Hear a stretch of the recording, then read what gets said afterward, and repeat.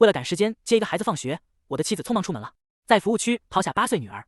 你发生车祸了，这真是让人意外。当女儿最后一次向母亲求救时，手机的震动变得特别刺耳。她不仅恶言恶语直接抨击，还在说完之后立即将女儿的号码屏蔽。我通知她女儿的葬礼时间，她对死亡通知单的真实性表示怀疑。为了给女儿一个完整的家，我不禁感到荒谬。这么多年来的忍耐，最终换来了什么呢？我狠狠地掴了她一巴掌，因为女儿已经不在了，这段婚姻也就不再有了。爸爸，你来了！看，我跪在地上，眼泪模糊了视线，手颤抖着，不敢触碰躺在血泊中的女儿。爸爸，你来接我了！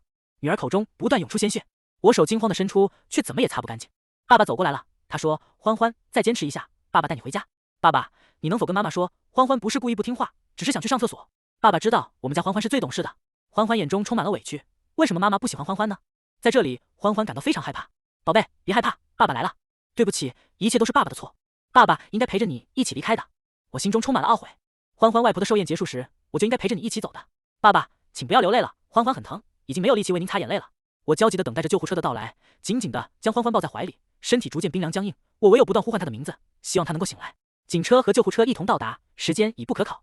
女儿的双眼合上，最后一声伸手对我说：“节哀。”警员指出，造成事故的司机因为疲劳驾驶而打了个盹儿，但当他睁开眼睛时，已经太迟了。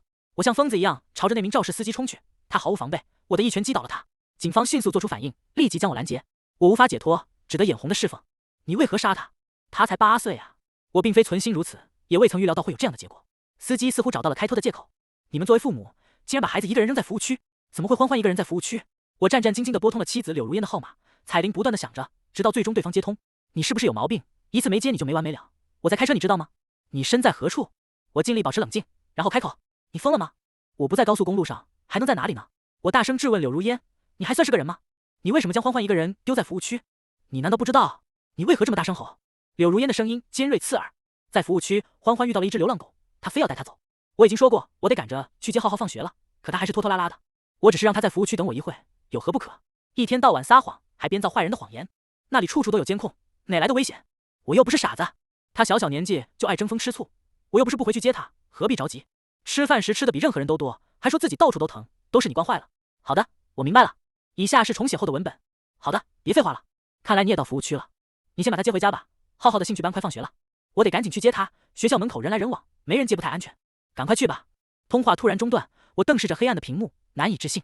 柳如烟初恋伊藤诚的孩子是浩浩，2名高中生的早恋被揭发了。伊藤诚被迫退学后，2人的联系也因此中断。伊藤诚的妻子去世后，他因工作调动回到了类市，这让他与柳如烟重新有了接触。他常常把自己的号码交给他带。我刚知道时震惊得无言以对，他态度坚决，母亲刚刚去世，经历了心理上的创伤，我身为心理咨询师，尽力提供帮助。贺强，请你能否不再纠缠于那些负面的思绪？伊藤诚发现浩浩性格活泼，但成绩平平，于是安排了一系列兴趣班给他，希望能够引导他的能量，并培养他的特长。柳如烟每天都不厌其烦的接送，一开口就是赞扬和鼓励。欢欢的口才不太好，可能读书也读不懂，但这并不意味着家里也不会理解。再说，即使欢欢考试成绩不太好，也不代表他不能掌握一些特长，因此否定他的能力只会打击他的信心。每次我与他就孩子的教育方式进行争论，他总是毫不客气的反驳。作为一名专业的心理咨询师，我不可能不知道如何教育孩子。看看你的女儿那样子，我必须要管一管，否则她将来在社会上连个屁都放不出来。你再看看人家浩浩也是8岁的年纪，讲话从不怯场，多么勇敢。再看看你这个闺女，我都不好意思领她出门。我意识到柳如烟对女儿并不十分钟爱，但我始料未及她竟会如此无情的将8岁的女儿独自丢在高速公路上，仅仅因为她急于去接她的初恋儿子放学。我气得头晕目眩，几乎晕倒。但这不行，我女儿不能死得莫名其妙。监控，我要看监控。我奔向警察，要求查看监控录像。视频迅速加载完毕，我专注地盯着屏幕。柳如烟和女儿刚到服务区时，一切还很平静。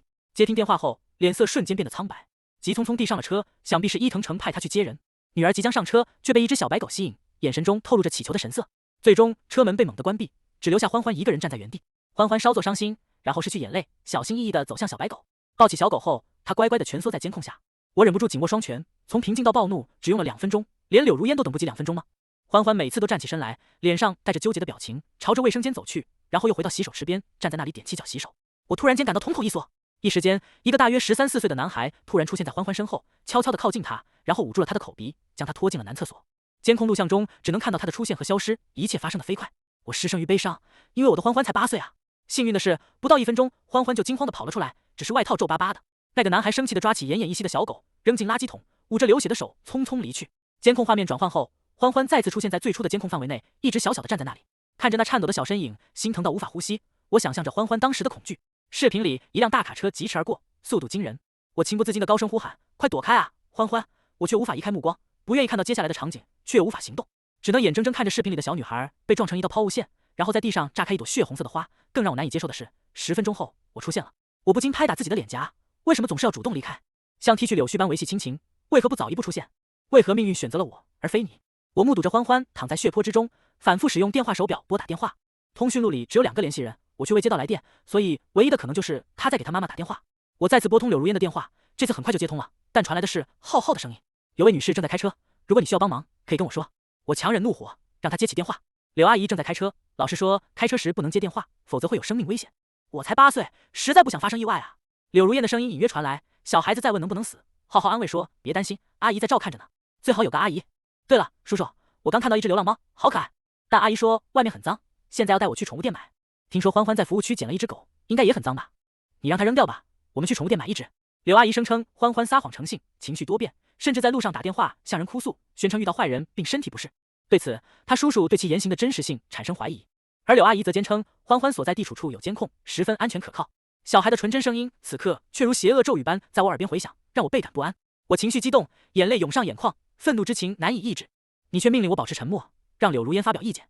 浩浩被吓得大哭起来，柳如烟轻声细语地安慰了他，然后转过头来对我发火：“你为何对孩子大声呵斥？他已经被你的严厉吓哭了。你到底在想什么？你才是错了，你怎么能让欢欢一个人孤单留下？他非要捡狗，我都说了着急。你聋了吗？你连2分钟都等不了吗？急着要投胎吗？现在好了，你口中的赔钱货都挂了。贺强，你是不是有毛病？我都跟你说了，那个地方很安全了。”他尖锐的声音刺痛了我的耳膜。那个骗子已经学会了和你一起欺骗别人，你要告诉他，他自己的行为导致了自己的不幸。他总是无事生非，心态不正，不如好好学习，努力学习会更有意义。如果他能够专心学习，他就有机会排名第1。我感到震惊，无法相信一个母亲会说出这样的话。我不明白为什么你要责备我，因为欢欢有爱心有什么错呢？柳如烟冷笑了一下，他若要假装圣洁，随他去吧，我可不会纵容他。柳如烟啊，欢欢是你亲生女儿，你怎么可以这样说她呢？你难道一点心都没有吗？因为是我亲生的，所以我对她了解得很透彻。尽管年纪小，却心思缜密，总是在你面前摆出一副乖巧的样子，可一出门连个屁都不敢放，看着都觉得恶心。他那令人厌恶的声音像一记重击打在我的胸口上。他怎么可能对自己的女儿如此看轻？我感到一股无力感突然袭来，身体颤抖着，心中涌起一股疑虑。难道你真的以这样恶毒的心态来揣测你自己的女儿吗？你少在这骂我，我什么样的人没见过？就他那样的，我一打眼就能看出来，在惯着早晚成的垃圾废物。我再次高声喊道：“柳如烟，你是聋了吗？我告诉过你，欢欢已经去世了，他的尸体就在这里。克强，你何必频频叫唤我呢？不就是想让我回去接他吗？我已经说了我在忙，无暇顾及，反正你已经到了，接他回去又有何难？”他声音更高了，就说那个死丫头心机深，还要死要活的。你告诉他，想死就赶紧死，正好网络上一站就能被车撞死，真不让人省心。能不能学学人家浩浩啊？哼，都这时候了，还在嘻嘻哈，真是让人忍无可忍，索性就挂断了电话。我和我的律师兄弟取得了联系，因为我决定要离婚。为了给欢欢一个完整的家，我忍受了一切，甚至愿意做一个绿客王八。没想到我忍耐成了他的终结，我真是太蠢了。电话挂断后，欢欢绝望的眼神在我脑海里挥之不去。我缓缓俯下身，跪在地上，心中充满了痛苦，心脏的跳动痛得一阵阵传来，头痛欲裂。我想起了弟弟，想知道他是否也曾感受过这种疼痛，也许比我更加剧烈。我跪倒在地，泪水不停地涌出，过了一段时间才慢慢平静下来。警方称已拘捕录像中的少年，但他尚未成年，且是在慈善机构长大的孤儿，由此可能导致轻判，甚至只会受到教育。小男孩表情示意诚恳，却眼底流露出讥讽。他嘴唇轻启，默默诉说：“我是未成年，也没造成实质伤害，你又能对我采取何种行动？”我突然丧失理智，冲上前去，不顾一切地进行了一番拳打脚踢。他用手捂着头，自己找麻烦。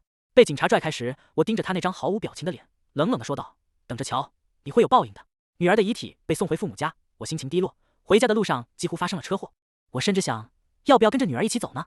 可是我身边一只小狗的轻微叫声唤醒了我的理性。女儿垂危之际，交托我爱护这只小狗，我不能辜负她的期望，更需为她讨回公道。我父母见我浑身是血吓了一跳。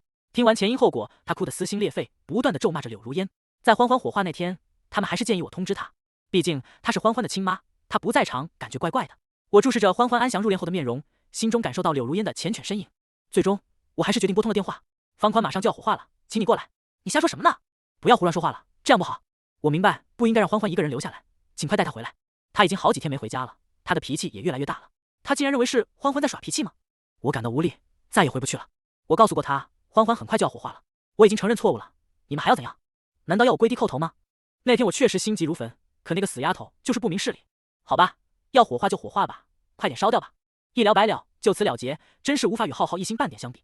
我忽然像是点燃了的炮仗，对着手机愤怒的咆哮：你一直都在不停的搅乱，你是不是蠢到了极点，连人话都听不懂？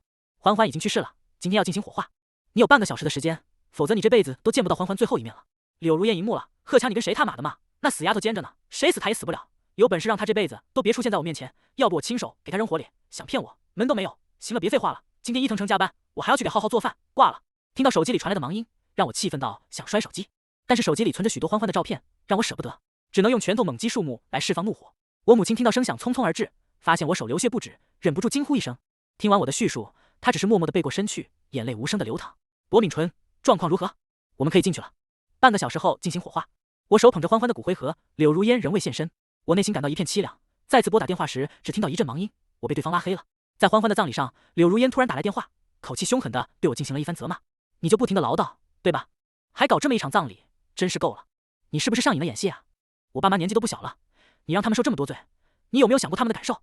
我警告你，你们那荒诞的闹剧的结束了，否则我们就离婚。他们可不想再跟你这样的人打交道。我垂下眼帘，回应着他的微笑，语气平静。好吧，我们就此别过。他转身离去，我感到内心更加尖锐的隐约不安。你居然要跟我离婚？贺强，你是不是外面有人了？我说怎么这么久不着家？你要不要脸了？你居然说我，真是好笑。我已经说了多少次了，我和伊藤城早就没有什么了，只是朋友之间的帮助。你能不能不要这么小心眼呢？我大声咆哮，谁他妈关心你啊？你爱和谁去和谁去。我最后再跟你说一遍，今天欢欢葬礼，他死了，死了你听不懂吗？只有你不瞎，就能看见发你的死亡通知单。我原以为柳如烟看到死亡通知会后悔，会哭泣，但事实上她却冷笑了一声。她表演的相当逼真，不要以为我不知道你有个兄弟是律师，篡改文件可不是小事。贺强，你真是技艺高超啊！你真是个傻叉，你别后悔，协议准备好了，明天来我爸妈家签字。我脑子一片，汪明不想再跟他争论了。你敢骂贺强吗？我直接挂断电话，女儿都没了，我有什么不敢的？你不是一心想给浩浩当妈吗？我成全你。第二天一大早，我早早的准备好了，等待着柳如烟的签字。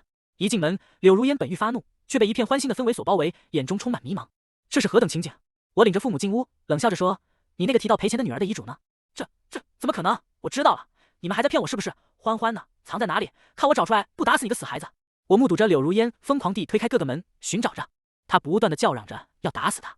最终，她含泪哀求着：“欢欢，别再闹了，妈妈知道错了，再也不会抛下你了，请原谅妈妈吧，你出来好吗？”我嗤笑：“柳如烟，你在装什么？你不是一向不喜欢欢欢吗？不是巴不得他去死吗？现在好了，他如你所愿死了，你怎么不开心呢？”我没有，我只是有点对柳如烟严厉了。慈母多败啊，小时候我们都受过这样的待遇，为什么他就不能呢？妈妈知道错了，以后会多陪你出去玩的，好吗？你别那么刻薄了，柳如烟。不过话说回来，或许你真的需要休息一下了，毕竟接触心理病人这么多时间，也会影响自己的心理健康。就像烟雾弯腰在地上默默落泪，我半抬起头，怒视着贺强，究竟发生了什么事？为什么不早点告诉我？连欢欢最后一面都没能见到，你心真狠。我静静地凝视着他，一字一句说道：“我心狠如铁，柳如烟，你自己反思一下，我有没有告诉过你？我给过你多少个电话？你信任过一次吗？就连死亡通知单，你都怀疑是伪造的。欢欢打过电话给你了吗？你说他是个爱哭鬼、撒谎精，年纪虽小，但心眼却不好，然后你把他加入了黑名单。”柳如烟眼含泪，摇了摇头。当欢欢躺在血泊中时，你又在何处？你是否匆匆忙忙去接你初恋的儿子放学？你是否意识到，如果你当时回头，欢欢或许不会离去？柳如烟满脸无助，我误以为欢欢只是在争宠，我没有考虑到这些，我真的没有想到会是这样。柳如烟，我中断他。你知道欢欢临终前经历了什么吗？柳如烟茫然地注视着我打开的视频，眼中交织着震惊、悲愤的情绪。最终，当欢欢被撞飞的一幕出现时，他忍不住大声喊叫起来。他惊讶地问道：“为什么会发生这样的事情？”我曾经告诉过他不要乱跑，别再胡闹了。你认为上个厕所就可以随便乱跑吗？你难道没有任何良心吗？而且你有没有看清楚，欢欢不是乱跑的，他是在你指定的地点被撞飞的。就算是流浪狗也会保护欢欢。柳如烟，你真的不如一条狗。身体软弱的倒在地上，他的嘴唇颤抖着，向着欢欢一丈挪动。